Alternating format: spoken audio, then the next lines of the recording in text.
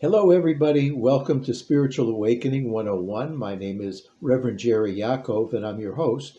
I'm also a student and teacher of metaphysics. Today, we're going to be delving into the idea of having spirit imbue everything that we think, imbue everything that we speak, everything that we do. So it's all the levels, the mind thought, the mind speech, and the mind behavior. We want spirit to imbue, or we're immersed in and in alignment with the spirit. That guides us. In essence, we're making a decision to turn our will and our lives over to the spirit. The spirit is really the only thing that's real. Nothing unreal exists, and that would include the egoic ideas that our minds entertain. Often we have thoughts of fear. We have thoughts of separation from spirit and from others and even from our true selves. Well, that's untrue. And anything that's untrue is unreal. So it has really no effect other than what we create in terms of our own belief system. And we can change our belief system. First, we have to abandon the old belief system. Let go of egoic thoughts of fear and separation. Once we do that, we then allow the immersion into spirit that is natural, that's organic, that is biologic within us. It's our essence. It is the truth. And nothing real can be threatened. It's always there. It's just a matter of recognizing it and allowing it to come through. And it comes through in our thoughts. It comes through in our speech. It comes through in our behavior. And our minds, bodies, and souls are then healed.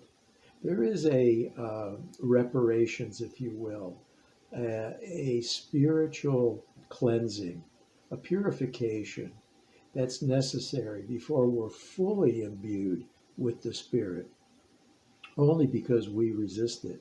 We have barriers and blocks to the awareness of spirit in our lives, which I call love and God. We have these blocks, and the purification and healing process allows us step by step to go through these in a way that is nurturing, in a way that is peaceful making, it's harmonious making. We feel that our lives have a purpose. And with a purpose, a real purpose, not a false purpose with the ego in mind, but a real purpose with spirit in mind, we are fully at peace. We're fully blissful because it is the way we were created. We're in alignment with the way we're created when we're imbued with the Spirit. Now, taking in the Spirit, allowing the Spirit to immerse myself and my mind and my body and my soul is an everyday occurrence and practice. I sit in prayer. I sit in meditation. I allow the immersion and the imbuing of the Spirit within me. It is a cataclysmic experience. It breaks up like an old iceberg, the old thoughts and beliefs. There's a wonderful story of a student who is seeking wisdom, and he goes to a guru, and he spends years getting there, climbing mountains, crossing deserts. He finally meets the guru, and the guru welcomes the seeker in, and they have a tea ceremony. Well, the guru begins to pour the tea into the cup of the seeker, and he continues pouring, and the tea begins to overflow over the cup into the saucer and continues to pour, and it goes onto the table and then on the floor. And the seeker is, of course, very shocked, doesn't understand the nature of this bizarre behavior. Well, the guru says, as this cup is full, there's no place for more tea. As your mind is full of old beliefs and untruths, there is no room for me to teach you anything. We have to first clear your mind. clear the teacup, get rid of all the stale thoughts. We can't put new wine in old wineskins, to quote Jesus in the New Testament. Well, that's a good story to really illustrate the point that we have to go through some painful experiences of letting go. Oftentimes, people will say it's going to get worse before it gets better. Well, that in part may be true, but on the other hand, the letting go of all the baggage or all the tea that's in the cup really gives a sense of relief as well. There's a sense of freedom, a sense of being let go or let out of jail. We've been behind bars most of our lives, and the bars that have been holding us are our own thoughts. We've but done this to ourselves. What we've noticed in the purification process is a sense of relief, as if a weight had been removed from our shoulders. And this is a good thing. But the resistance that we have to letting go of what we used to think of as familiar and comfortable and really beyond the bounds of which we could go brings up anxiety and it brings up some pain. We have to grieve. And I want to talk today a little bit about grief and self-esteem. Grief is a process that we can go through to reach our self-esteem or true self. But we have to grieve the loss of some of the dreams that we had. They were egoic. They were self-centered, and we thought that we would be special. We would be above the crowd. We would be loved for who and what we are, not thinking very much about loving other people. Well, okay, that expression has to be grieved, if you will, because we're letting go of a false idea and a false dream that wouldn't have brought us much fulfillment in any case. The truth is that dreams of self-fulfillment through the ego are bound to fail. It's a useless journey, and it's one more useless journey that we can take if we choose. But ultimately, there is another way. What we've found in this purification process is that we have help.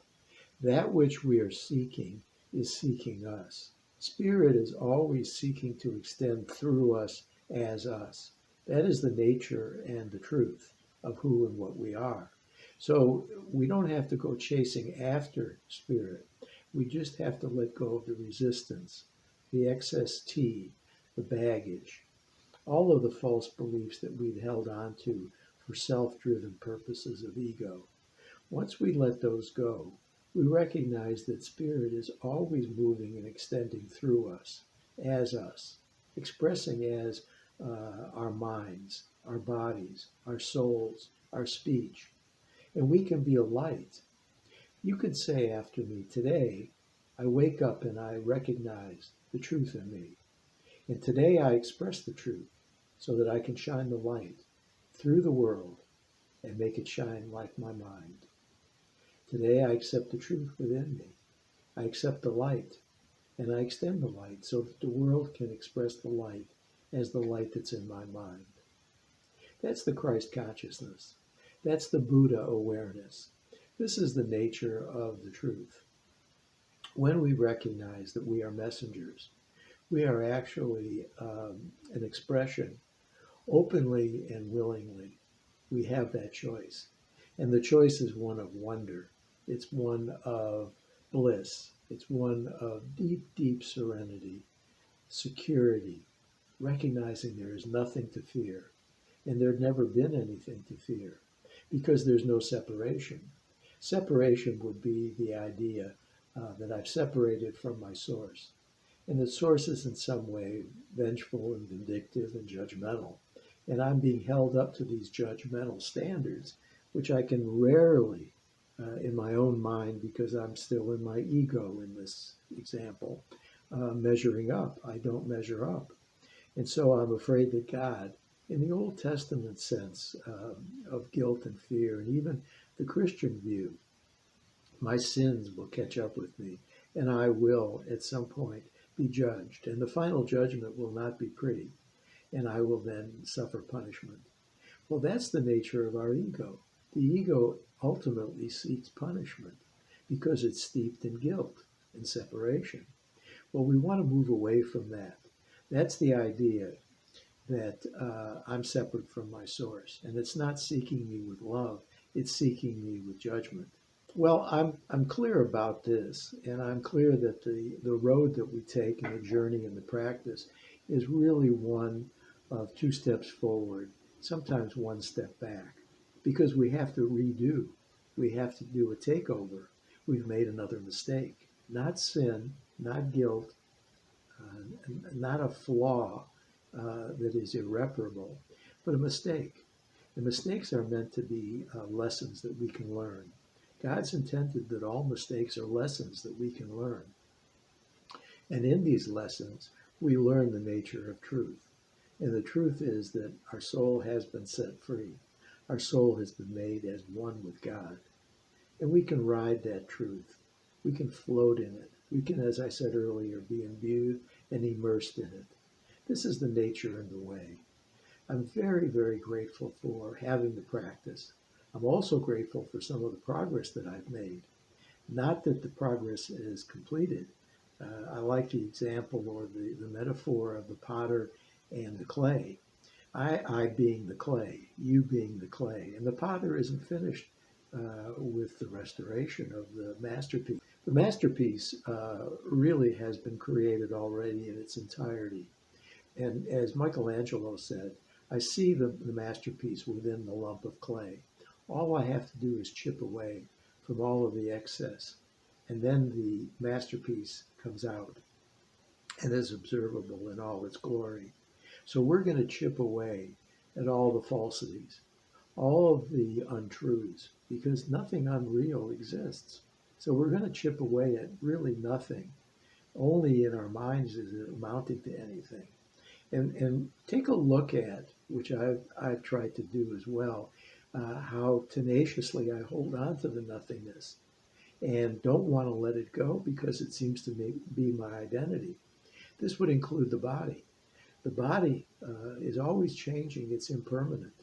Anything that's changeable, changing, impermanent, mortal, so to speak, really is not the ultimate truth.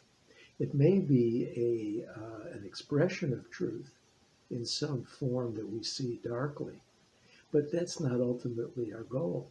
We want to see clearly with the light. We want to see with the illumination, not through a glass darkly. So we use the body because we definitely identify with it, but we use it as an expression, a communication device, and a learning device that who and what we are all non-physical beings, spiritual beings. And we can do that with our speech, with our behavior, with the light that comes through our eyes, the light that really comes through the third eye, which is right between the eyebrows. We can sit in prayer and meditation and be lifted up above the battleground. The battleground is really a metaphor for all of the battles that egos go through unnecessarily. And there's no winning those battles. There may be temporary triumphs where we feel like we've come out on top and somebody else has lost. But that's a very un-Zen-like, un-Buddhist-like approach. Why would we want to be a winner at somebody else's expense?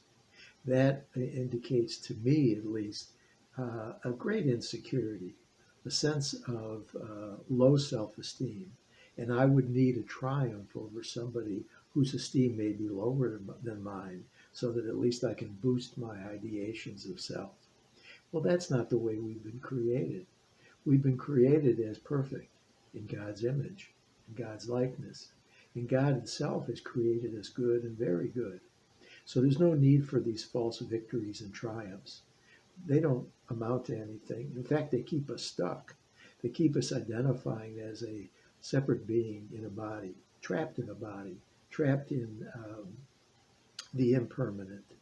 And impermanence really frightens our egoic mind. And since we're in a double bind of feeling sinful and guilty and knowing that we're going to be punished by death ultimately, it really puts us in up the proverbial stream without a paddle. Because of this, we need another way, a better way. And the better way is presented through the wisdom paths that we've been studying. There's so many of them, and so many of them resonate for each of us in a little different way, possibly. So we pick a wisdom path that speaks to us. But ultimately, it's always a transcension of ego. I'm going to transcend the ego. I'm going to be better than. I'm going to be better than my ego. I'm going to go high. I'm not going to go low in my thinking. I'm not going to be in a state of degradation. I'm going to be in a state of grandeur. I'm going to be, because I was created in a state of grandeur, like and as my spiritual creator. All of this is true. And all of this makes perfect sense when you stop and you deeply look at the truth. And the truth will set you free. And since the truth is absolute unconditional love, it casts out all fear. And that is one of the hallmarks of the ego is fear. Fear of sin, the fear of our guilt. And guilt always seeks punishment. Well, when we start to break up that nothingness, and that's paradoxical, I understand, but in our minds it's very real. So we want to break up that sense of guilt and shame, toxic shame, as John Bradshaw in his books has written. Get rid of that toxic shame that I am a mistake. Moreover, that I've made mistakes, but simply that I am a mistake. That is the egoic equivalent of hell, thinking that we're mistakes and that we don't belong. We do belong because we were created in and like the Spirit that is the space in which everything belongs. I like the idea that I had a sense of exclusion. And so I widened my thinking circle and I included those that I thought had excluded me and that I had excluded them. And we were all within this circle of atonement or at one-ment. It's a beautiful idea, and it's possible because thinking makes it so. The mind makes it so. Jesus taught that as a man thinketh, so is it done unto him. We know this is true. So why not start thinking positively rather than negatively? Start thinking in alignment with all the good that's possible in your life, and you'll attract it. I love the law of attraction. The truth is that we're simply expressing that which we will already be experiencing when we cast off all of the baggage. It's already there. Uh, and so we're really exposing, if you will, all of the kingdom that's within. The kingdom of heaven and glory is within us. We want to become more vigilant for the kingdom and the glory of heaven that's within us. And this, of course, means that we first have to go through the purification process. Well, I have a magazine here. I love to read the Science of Mind magazine. This is for September of 2020. And I'm going to read something here entitled Nurturing My Self-Esteem. This is for Thursday, September 10th, 2020. And there's a reference here, a quote from Ernest Holmes, who was the founder of Science of Mind. Ernest Holmes writes, I am still and receptive to life with a capital L. I let life, again with a capital L, which would be spirit, flow through me into all that I do, say, or think. Well, this is what we had been talking about. I want to be imbued with the Spirit as I am, and then everything that I think, everything I say, and everything that I do will be an expression, and I will be allowing life with a capital L or spirit with a capital S to flow through me. Now that begins with mind, and my mind then joins with others' minds. This is the way and the only way, truthfully, but there are various means. Means can vary, such as deep prayer and meditation, great lengths of prayer and meditation, sitting in the stillness. Be still and know that I am God. It's a wonderful, wonderful slogan. Let go and let God. Sit in prayer and meditation and let go. What are we letting go of? We're letting go of all of the false ideas of ego. We're transcending the ego. We're making sure that we understand that we're not the ego, but we are spirit, spirit itself, and we are invulnerable. We are perfect, not in a grandiose, egoic way, but in a way of grandeur. We were made in the likeness and image of the spirit itself. And that doesn't make me grandiose. That just makes me an expression of the Christ and the Buddha. I'm one with the Buddha and the Christ. I am part of the living Buddha and the living Christ. That is the truth. And that's not bragging. That's a recognition. That's an acceptance and an immersion. I am one with God. And the kingdom of heaven is within me.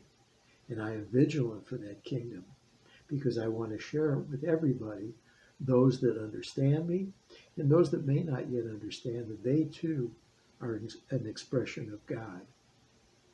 They too are an expression of the Holy Spirit. They too are the Buddha. They are the ultimate, the invulnerable. Nothing real can be threatened. There is no fear, only love. Well, let's go on in this reading a little bit here. There's another entry, and this is on the next day's reading, September 11th, which is today. Ernest Holmes writes, I know that the spirit within me is perfect.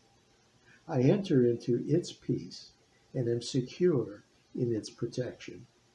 Well, I believe that's exactly what we've been talking about.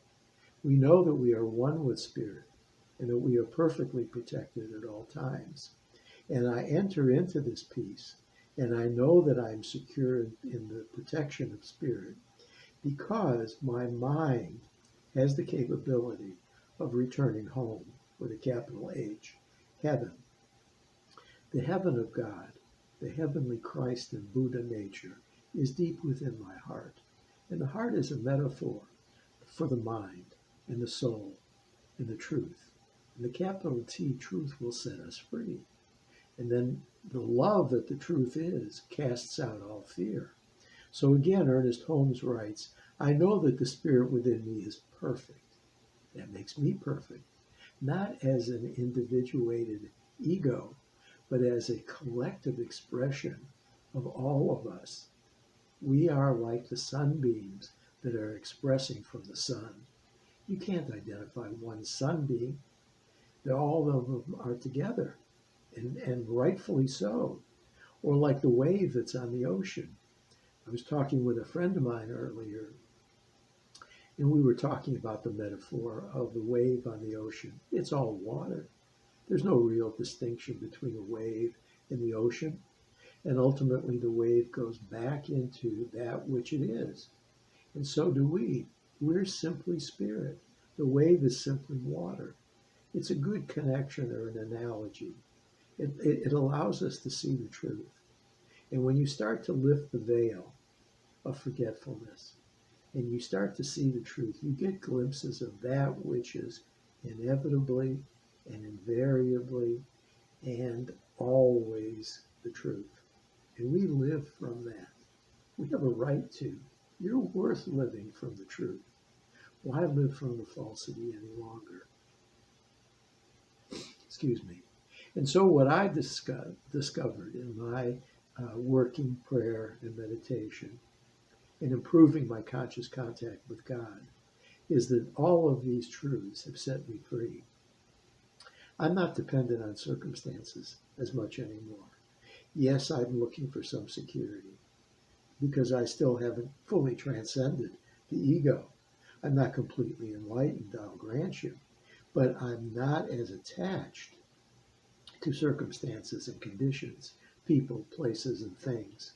The ups and downs of the world, of politics, of institutions, of health, and so forth. They flow and come and go. That's the nature of the ego. And so I'm still witnessing through my perceptive ego some of the impermanence, the flow and the ups and the downs. But can you see how withdrawing from my enmeshment with the ups and the downs and the attachments, I'm not as affected They don't have any power over me anymore. I recognize that I have a power which is definitely above all of the egoic ups and downs. I can rise above the battleground, and the battleground will eventually cease. Why? Because I won't be producing it anymore in my mind. I won't have separate thoughts. No more battleground. Well, this is the nature of how we grow. Excuse me. Well, let's conclude with a couple of affirmations. Here's one from the Science of Mind magazine. Taking responsibility for my thoughts, words, and actions, I become a friend to myself, nurturing my own self-esteem. So becoming a friend is like having a friend, isn't it? Jesus, Buddha, they're my friends. They're taking me on a journey and holding my hand to a greater sense of self-esteem, capital S. And that self-esteem is shared. I have the same great self-esteem that you do. And so it's a collectivism. It's not an individuation or separation. Here's another reading. It says of affirmation, I gently make space in my life for grief, knowing that even though it's part of me, I will know happiness again. Well, we can grieve the loss of some of these false dreams and ideas of the ego, but only briefly. We're not going to camp out and pitch a tent in the dark soul of the night in the desert. We want to let go and we want to move on. And that's the truth. We can look at things more deeply. We can say, that was something I had held on to as a belief. And I can see behind it that there is no truth in that belief. It's been holding me captive by my own willingness. And it was unwitting. I'm ready to go on. I'm ready to express myself as God, as the Christ and the Buddha. This is my true nature. And along the way, I'm learning. I'm in wonderment, I'm in peace. And that is the goal, to know the peace and the joy of the Christ and the Buddha, to know it fully, to express it and to share it. I need to express it and share it, or I won't know that I have it. You know, you can't give something that you aren't aware that you have, unless you're giving it falsely. And that's not what we're talking about here at all. We're giving rightly. We're giving with love. And we know we have it, so we're able to give it. We're able to share it. Well, again, thank you so much for this episode and being with us. I want to thank my wife, Candace. She does the editing of these shows and the New Cat Network, expressing love and deep gratitude and deep bows. Shalom, peace. We'll see you next time.